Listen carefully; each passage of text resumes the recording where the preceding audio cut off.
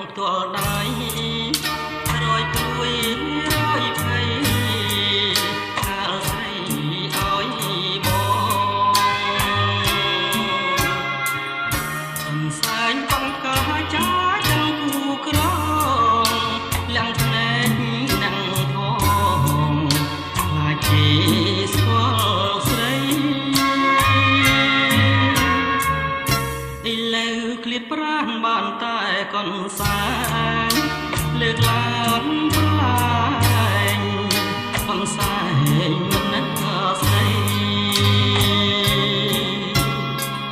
បើនឹងហើយចោលនៅស្ដាយក្លិនស្រីក្លិនថ្មងក្លិនថ្មីដូចក្លិនផ្កាស្លាវិចាកូនសាយថ្លៃរឿងក្រៀមក្រំរឿងស្មោះរឿងស្មោះណាមអាងលងសាលើកកូនសាយជូតទឹកណែនទុកថាពេលអាអក្ខរាចិត្តសែ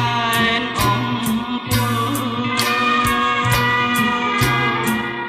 ឆ្ងាយអើយសែនឆ្ងាយឆ្ងាយលែងយល់ហើយទន្លប់ទុំអើយដេញជ្រុងឆ្ងាយយល់ចន្ទ្រាឆ្ងាយដីមកឆ្ងាយនិមលមឿនសែនអំពុលជាមួយ